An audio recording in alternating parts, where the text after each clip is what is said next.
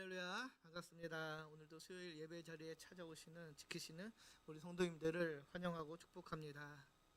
오늘도 우리가 함께 한 마음으로 하나님께 예배를 드릴 때 하나님 크신 은혜가 우리 가운데 충만하게 임할 줄 믿습니다.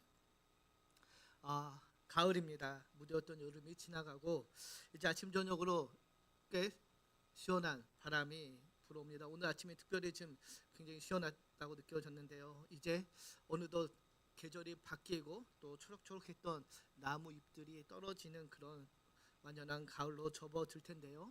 여름에 그 분주했던 마음들을 이제 좀 다 내려놓고 우리가 이 가을에는 우리의 신앙을 좀 돌아보며 우리의 신앙도 더 깊어지고 성숙해지는 그런 이 가을이 되기를 주님의 이름으로 축복합니다. 그래서 우리가 믿음을 깊어가는 가을 시리즈로 함께하고 있습니다. 오늘 두 번째 시간인데요. 세례요한의 설교를 들은 사람들이 외쳤던 질문, 우리가 무엇을 하리까라는 그 질문을 갖고 지금 오늘 말씀을 나누고자 합니다. 먼저 지난 시간 나눴던 말씀, 믿음의 첫 시작이 무엇이었죠? 믿음의 시작, 큰 기쁨의 좋은 소식이었죠. 그 내용을 지금 잠깐 돌아보면서 오늘 말씀을 지금 함께 나누도록 하겠습니다. 지난 시간 우리가 살펴봤던 거, 크고 좋은 기쁨의 소식이 바로 목자들에게 임했습니다. 우리가 주목했던 것은 하나님께서 예수님의 탄생 소식을 가장 먼저 알려주신 사람들이 바로 들판에서 양을 치던 목자들이었다는 것이죠. 그들은 당시 사회적으로 천한 위치에 있던 사람들이었습니다. 유목 생활을 하며 공동체하는 거리가 있었고 또 종교적인 의식과 규율을 완벽히 지킬 수 없는, 그래서 사람들에게는 천대받는 계층의 사람들이 목자들이었는데요. 그런 목자들에게 하나님께서는 바로 큰 기쁨의 좋은 소식을 먼저 전해주셨습니다. 왜 그러셨을까요? 왜 하필 목자를 택하셨을까요? 그것이 바로 복음의 본질을 우리에게 알려줍니다. 세상적 권력이나 능력 있는 사람에게 찾아온 것이 아니라 낮고 연약한 자들에게 임한 기쁜 소식이 바로 복음이라는 것이죠. 세상의 원리와 정반대의 원리를 우리에게 보여주고 있습니다. 세상은 능력이 있고 유력한 자를 중심으로 판단하고 돌아가지만은 그러나 하나님 나라는 그렇지 않다라는 것이죠. 하나님께서는 부족한 사람을 택하여서 그분의 뜻을 이루어 가신다라는 것을 목자들을 통해서 우리에게 알려주고 있는 것입니다. 하나님께서 그 목자들에게 전해주신 큰 기쁨의 좋은 소식 무엇인가요? 바로 베들레헴의 메시아이신 예수님께서 이 땅에 인간의 몸으로 입고 오셨다라는 것입니다. 하나님이신 그분이 인간의 몸을 입고 더군다나 가장 낮은 자리인 마국간으로 오셨다라는 것이죠. 하나님의 하늘의 그 영광을 버리시고 겸손과 사랑 그리고 낮아지심의 모습으로 이 땅에 오셨습니다. 이 겸손과 자기 비움이 바로 우리 믿음의 출발점이 됨을 지난 시간 함께 살펴봤는데요. 사랑하는 성도 여러분, 이 복음은 과거의 사건이 아니라 오늘 우리의 삶에도 현실적이고 구체적인 변화를 일으키는 현재 진행형의 복음임을 여러분 믿으시기 바랍니다. 예수님께서 오심으로 말미암아 우리가 하나님과의 그 깨어진 관계를 회복하고 죄와 절망 가운데 있던 우리가 하나님 나라를 소망하며 살아갈 수 있게 되었다라는 것이죠. 과거에 있었던 일로 끝나는 것이 아니라 지금도 우리 안에서 작동하고 역사하는 진행형이라는 사실을 믿으시기 바랍니다. 그럼 어떻게 이 믿음이 우리 안에서 성숙함으로 이어져 갈 수 있을까요? 믿음이 시작되는 것에서 멈추지 않고 삶 속에서 우리의 삶에서 열매를 맺으며 자라나는 것은 단순히 듣는데 그치지 않고 우리의 마음과 삶이 변화되어야 함에서 시작됩니다. 우리의 삶에 변화가 있어야 하는 것인데요. 오늘 본문을 통하여서 어떻게 우리의 삶의 변화의 모습들이 나타나고 어떤 모습들이 있어야 하는지를 좀 함께 보도록 하겠습니다. 오늘 본문 3장에 우리가 잘 알고 있는 세례 요한에 관한 이야기입니다. 세례 요한은 우리가 잘 알고 있듯이 그의 출생에서부터 하나님께 특별한 소명을 받고 태어난 사람인데요. 그에게 주어진 특별한 사랑은 바로 주의 길을 예비하는 것이었습니다. 말라기 3장 1절을 보면 이렇게 이야기하죠. 우리 같이 3장 1절을 읽겠습니다. 만군의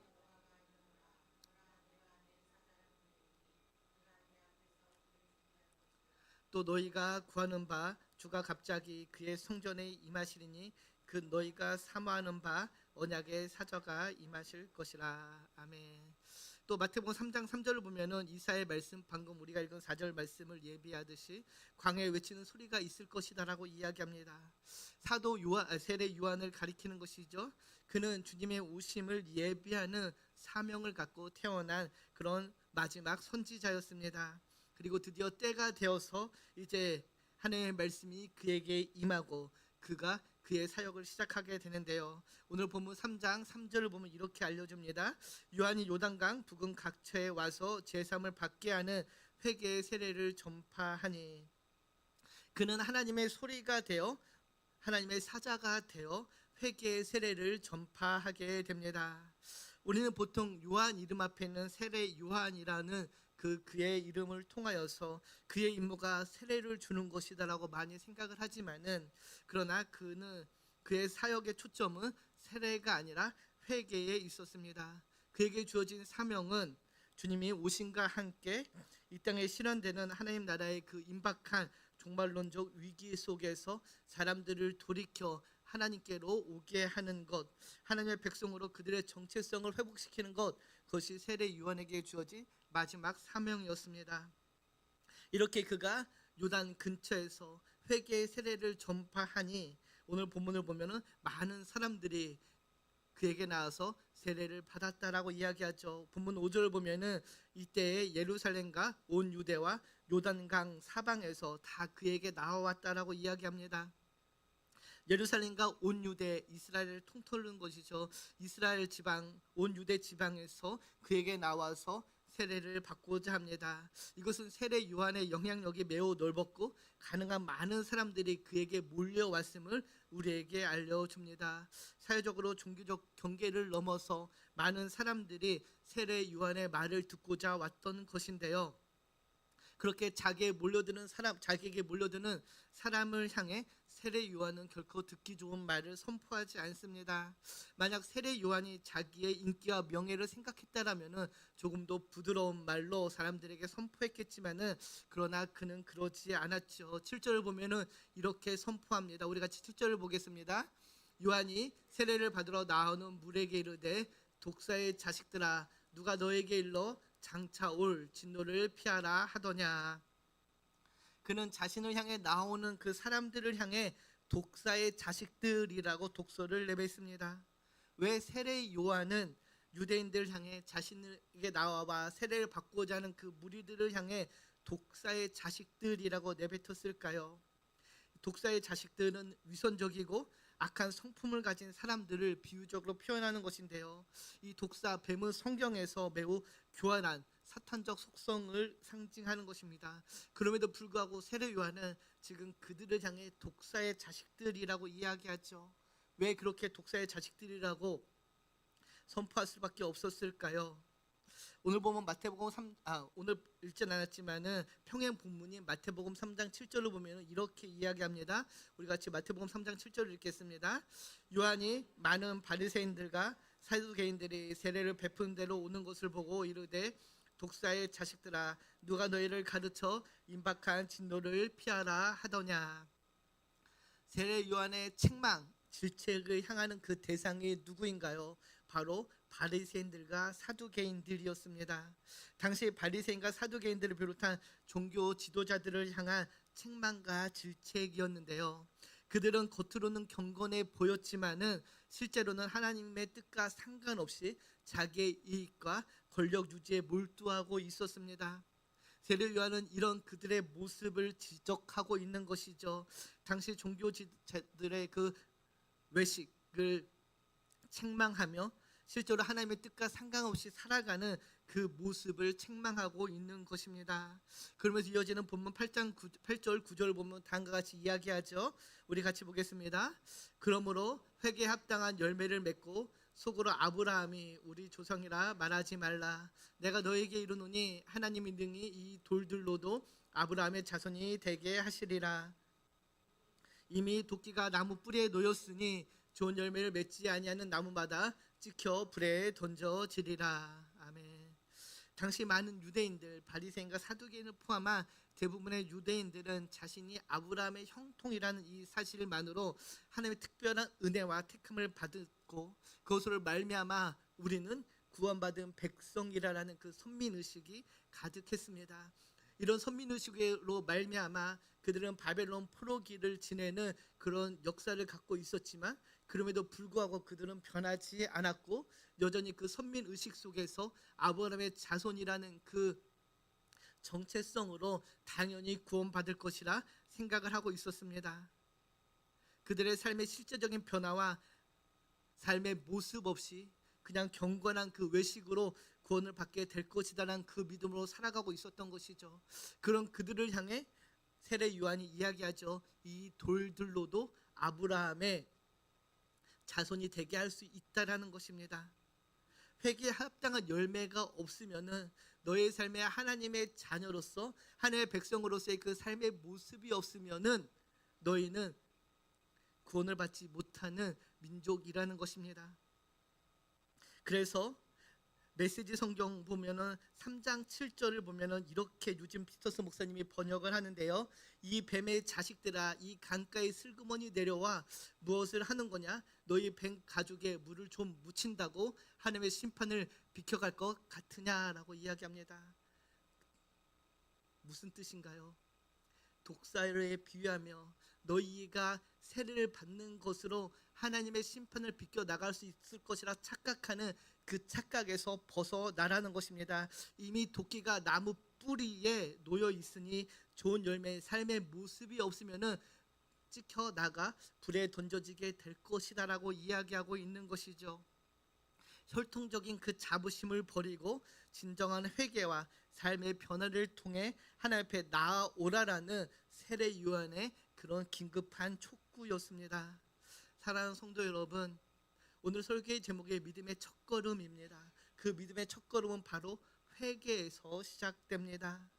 전심으로 우리의 삶을 돌이키는 것에서 시작된다는 것이죠.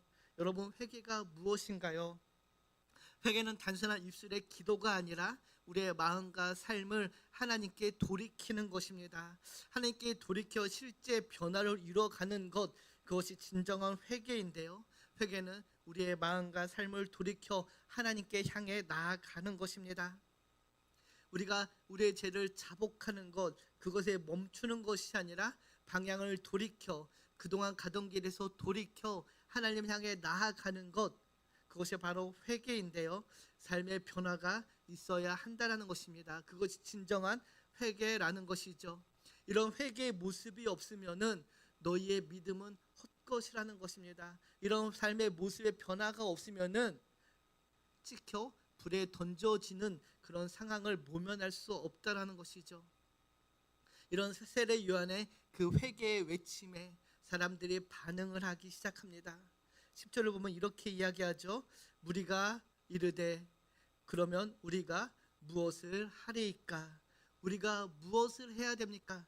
그러면 어떻게 해야 됩니까? 라고 묻고 있는 것이죠.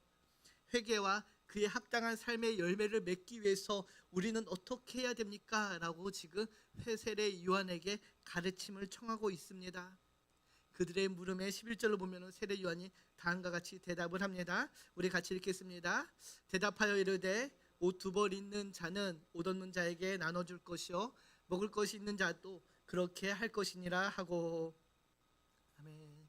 헐벗은 자에게 옷을 나눠주고 굶는 자에게 먹을 것을 주라고 이야기하십니다. 무엇을 말하나요? 바로 사랑입니다. 나눔입니다. 옷을 나누고 먹을 것을 나누는 삶, 결국 삶의 현장에서 하나님을 사랑하고 이웃을 사랑하는 그 사랑의 계명을 실천하라는 것이죠. 우리가 잘 알고 있듯이 주님의 그 공생의 기간 동안에 한 율법 학자가 주님께 나와 묻습니다. 어떤 계명이 가장 크고 중요합니까? 묻죠. 그때 주님께서 이렇게 말씀하셨습니다. 우리가 너무도 잘 알고 있지만 다시 한번 같이 읽겠습니다. 마태복음 22장 37절입니다.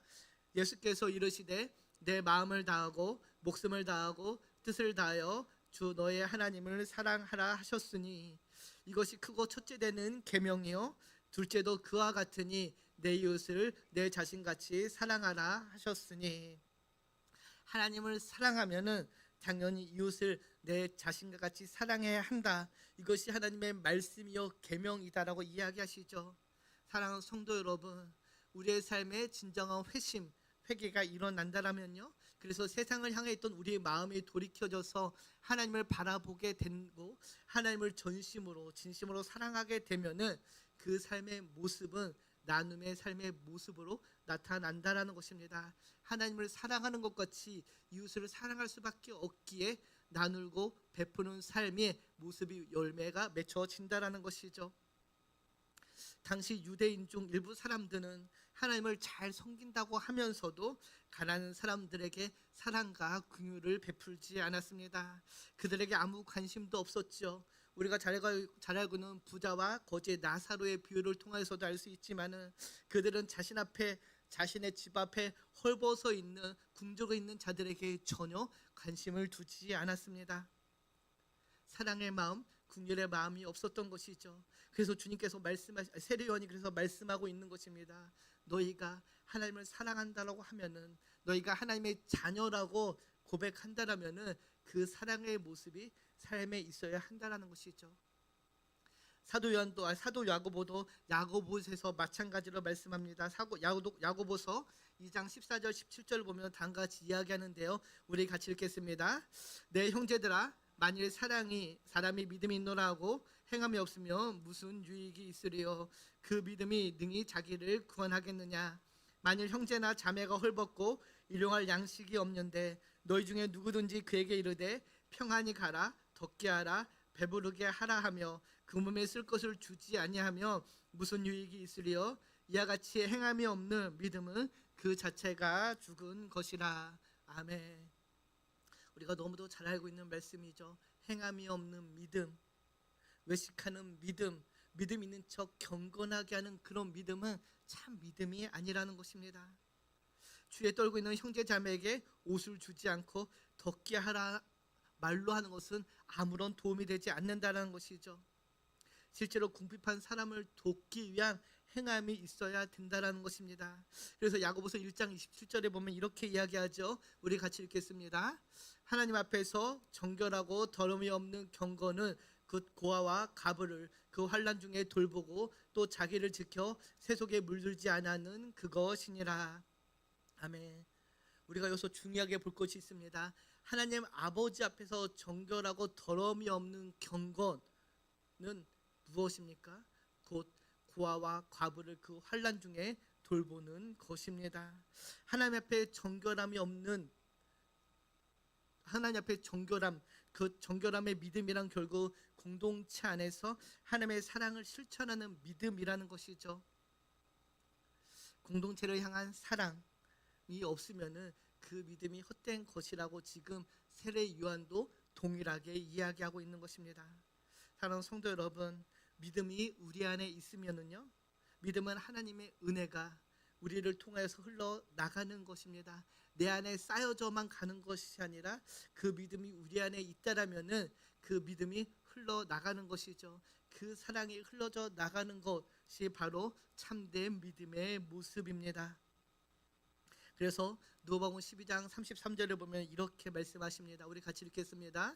너희 소유를 팔아 구제하여 낡아지지 아니하는 배낭을 만들라. 곧 하늘에 둔 바 담이 없는 보물이니 거기는 도둑도 가까이 하는 일이 없고 좀도 먹는 일이 없느니라. 아멘. 너희의 소유를 팔아 구제하여 낡아지지 않는 배낭을 만들라라고 이야기하죠. 어디에 있는 배낭입니까? 하나님 나라에 있는 배낭입니다. 그곳에 다음이 없는 보물을 쌓아두라고 이야기하고 있습니다.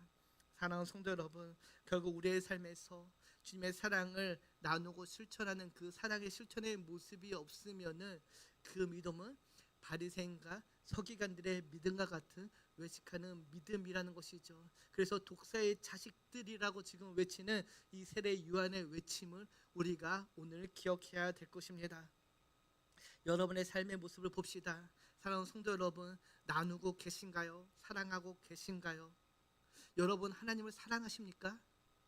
그 하나님을 사랑한다라면은 그 사랑으로 여러분 옆에 있는 지체들을 사랑하는 우리 한마음께 되기를 주님의 이름으로 축복합니다. 회개에 합당한 그 삶의 열매는 바로 사랑입니다. 나누는 삶임을 여러분 기억하시기 바랍니다. 그러면은 회개에 합당한 그 삶의 두 번째 모습은 무엇일까요? 오늘 12절을 보면 이렇게 말씀합니다. 우리 같이 읽겠습니다. 세리들도 세례를 받고자 하여 와서 이르되 선생이여 우리는 무엇을 하리이까 하매. 세리들도 와서 묻죠. 그러면 선생님 우리는 어떻게 해야 됩니까? 그들의 물음에 세례 요한이 무엇이라고 답을 하나요? 13절을 보면 이렇게 이야기합니다. 이르되 부과된 것 외에는 거두지 말라. 예수님 당시 세례 요한이 활동하는 이 당시 유대는 로마의 지배 아래에 있었습니다. 당시 로마 제국은 유대를 통치하면서 유대인들에게 세금을 부과하여 거뒀는데요. 그런 세금을 징수하기 위한 세리들을 두었습니다. 그 세리들은 자신들에게 할당된 그 할당량의 세금을 로마에 바쳐야 했는데요. 그러기 위해서 자신들에게 부과된 세금보다 더 많은 세금을 징수하는 것이 관례처럼 여겨졌습니다. 그래서 일부만 로마에 상납을 하고 나머지는 자신들이 축적하는 그를 불로 축적하는 도구요 통로로 사용했는데요. 그래서 이 세리들은 당시 사회 문화 속에서 굉장히 천대받는 사람들이었습니다. 세금을 많이 거두니 좋아할 사람이 없겠죠. 같은 유대인이었음에도 불구하고 그래서 세리들은 멸시받고 죄인처럼 취급을 받았는데요. 우리가 잘 알고 있는 삭개오의 모습을 통하여서 알고 있죠. 주님께서 삭개오의 집에 머물러 들어가자 사람들이 무엇이라고 이야기합니까? 누가복음 19장 7절로 보면 다음과 같이 이야기하죠. 무사람이 보고 수군거리를 이르되 저가 죄인의 집에 유하러 들어갔도다 라고 이야기합니다. 세리를 보고 죄인이라고 단정을 하지요. 이처럼 세리들은 당시 사회 문화 속에서 그렇게 대접받지 못하는 사람들이었습니다.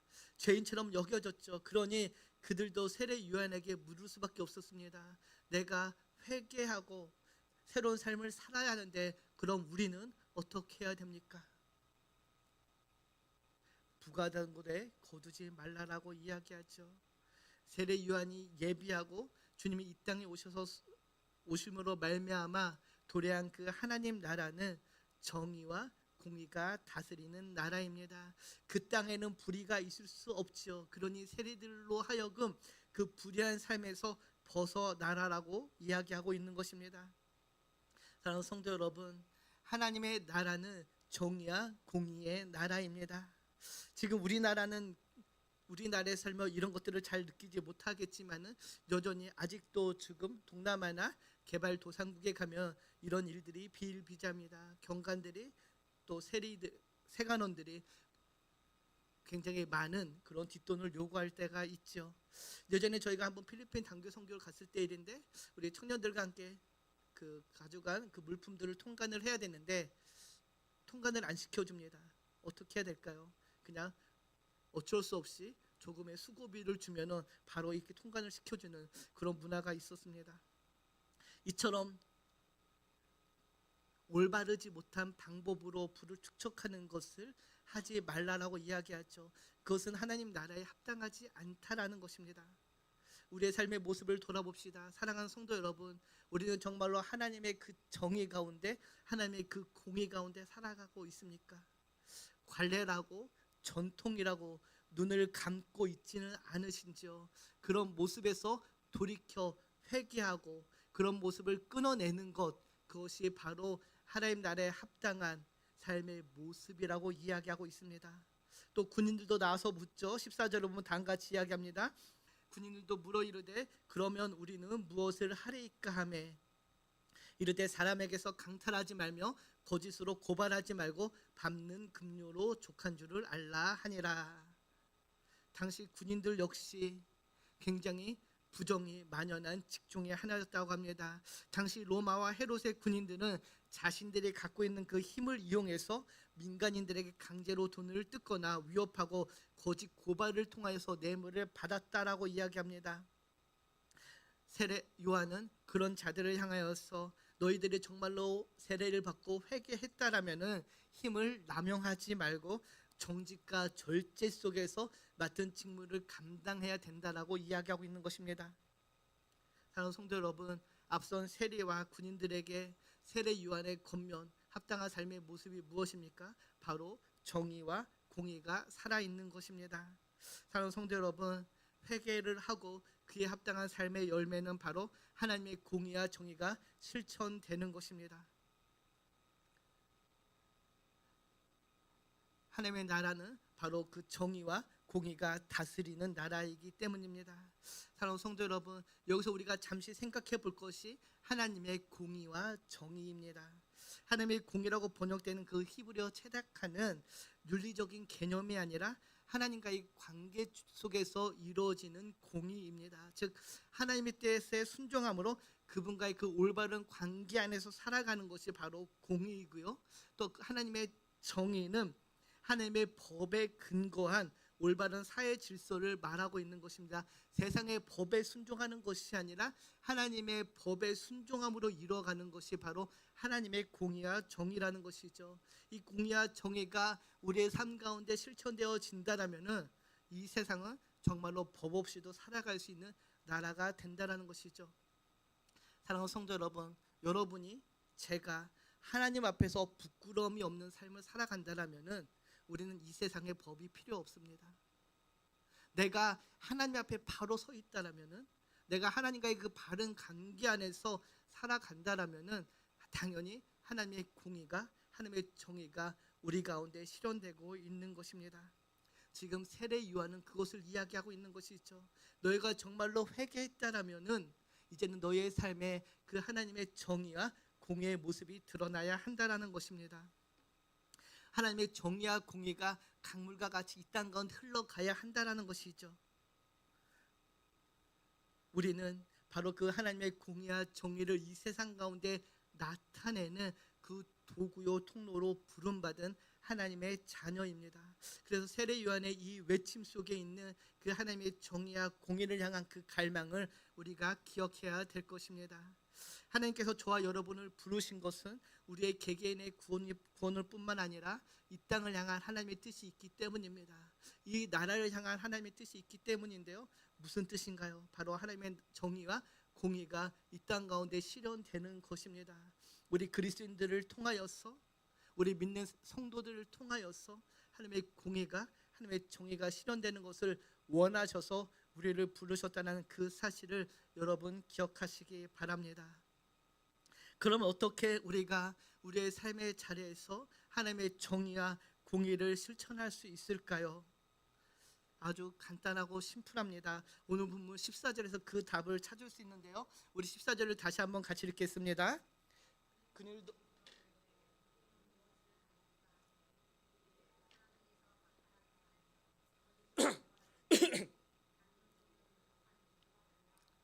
아멘. 어떻게 하면은 하나님의 공의와 정의가 우리 가운데 실현될 수 있을까요? 바로 자족입니다. 받는 급료로 족한 줄 알아. 사랑하는 성도 여러분, 모든 불의와 모든 악의 시작은 우리 안에 있는 탐욕과 탐심에서 비롯됩니다. 탐욕과 탐심이 우리의 삶에 하나님의 공의와 정의를 가리면서 욕심에 짓누린 삶을 살게 하는 것인데요. 그래서 세례 요한이 지금 족한 줄로 알라라고 이야기하죠. 그것으로 충분하다라는 것입니다. 사도 바울 역시 빌립보서에서 다음과 같이 우리에게 알려주죠. 우리 빌립보서 4장 11절 12절을 같이 읽겠습니다. 내가 궁핍함으로 말하는 것이 아니냐, 어떤 형편에든지 나는 자족하기를 배웠노니, 나는 비천에 처할 줄도 알고 풍부에 처할 줄도 알아. 모든 일 곧 배부른가 배고픈가 풍부와 궁핍에도 처할 줄 아는 일체의 비결을 배웠노라. 아멘. 지난주에 담임 목사님 말씀 속에서도 설교 속에서 말씀되었죠. 자족입니다. 족한 줄을 아는 것이죠. 우리가 지금 내가 있는 그 상황에 자족, 만족할 때에, 그 탐심과 탐욕을 억누를 때에 우리는 이 땅에서 하나님의 공의와 정의로 살아갈 수 있게 될 것입니다. 사도 바울이 그렇게 살았습니다. 어떻게 사도 바울이 그렇게 살 수 있었습니까? 4장 13절에 다음과 같이 알려주죠. 내게 능력 주시는 자 안에서 내가 모든 것을 할 수 있다. 내 개인의 힘으로는 불가능하지만은 사실은 예수 그리스도가 있기에, 우리의 삶을 인도하시는 성령 하나님이 계시기에 우리는 그렇게 살 수 있다라는 것입니다. 그렇게 사는 것을 사도 바울은 이미 그 모든 시험과 환난 속에서 배웠다라는 것이죠. 사랑하는 가족 여러분, 우리가 지금 처해지는 환경에서 그리스도 뜻 안에서 살아갈 때에, 탐심과 탐욕이 아닌 주 안에서 살아갈 때에 하나님의 공의와 정의가 저와 여러분을 통해 흘러가게 될 것입니다. 시편 23편 1절 다윗이 이렇게 고백하죠. 여호와는 나의 목자시니 내게 부족함이 없으리로다. 주 하나님이 계시기에 때로는 궁핍하지만은, 때로는 배고프지만은, 때로는 어려움이 있지만은 나는 주 하나님을 인하여서 부족함이 없습니다. 나는 그분만으로 만족합니다. 나는 그분만으로 충분합니다 라고 고백할 수 있는 것입니다. 우리가 받은 은혜가 이미 족한 줄을 알 때에 탐욕과 탐심을 버릴 수 있습니다. 나에게 주어진 하나님의 놀라운 은혜가 충분함을 경험할 때에 우리는 욕심에서 자유롭게 될 것입니다. 우리가 무엇을 하리이까? 내가 무엇을 해야 합니까? 라는 그 질문에 세례요한의 마지막 권면은 자족입니다. 사랑하는 성도 여러분, 마음속에 있는 탐욕을 다 내려놓고 이제는 그 주님의 사랑으로 충만하여서 이 땅 가운데 하나님의 공의와 정의를 실천해 나가는 저와 여러분이 되기를 주님의 이름으로 축복합니다. 이제 말씀을 맺습니다. 우리가 계속해서 누가복음을 보면서 믿음에 대해서 함께 살펴보고 있습니다. 그 믿음의 첫 걸음이 회개입니다. 그리고 그 회개는 반드시 삶의 열매로 보여져야 합니다. 가진 것을 나누는 것, 정직하게 살아가는 것, 주변 사람들을 섬기고 사랑하는 모습, 마음속 불평과 원망을 내려놓고 감사와 겸손함으로 살아가는 그 삶의 열매가 보일 때에 우리는 진정한 회개의 삶을 살아가는 것입니다. 우리의 회개가 마음속에만 머무른다면 여러분, 실제 삶의 변화가 없습니다. 그래서 그 회개가 실제 삶의 모습으로 나타날 수 있도록 우리는 행해야 되는 것입니다. 바라기는 오늘 이 밤 다시 한번 결단함으로, 진정으로 주님의 뜻에 순종함으로 살아간다라는 그 삶의 모습들이 저와 여러분의 삶에 나타나기를 소망합니다. 바라기는 회개와 감사, 그리고 사랑과 섬김의 열매가 더 풍성해지는 우리의 삶이 되기를 주님의 이름으로 축복합니다. 기도합니다. 참 좋으신 하나님 감사합니다. 오늘 말씀을 통하여서 회개와 그에 합당한 삶의 열매들의 모습을 보게 하심을 감사합니다. 하나님, 우리가 정말로 하나님을 사랑한다라고 고백한다라면은 이제는 우리의 삶의 자리에서 돌이켜 주님을 사랑하고 그 사랑을 가지고 이웃을 사랑하며 하나님의 공의와 정의로 살아가는 우리의 삶이 되게 하여 주시옵소서. 특별히 우리 안에 있는 그 탐욕과 탐심의 마음을 내려놓게 하시고 이제는 주님의 은혜로 살아가는 삶이 되기를 소망합니다. 우리의 삶의 모든 자리에서 하나님의 그 감사의 열매가 나타나기를 바라며 우리를 구원하신 예수님의 이름으로 감사하며 기도드립니다.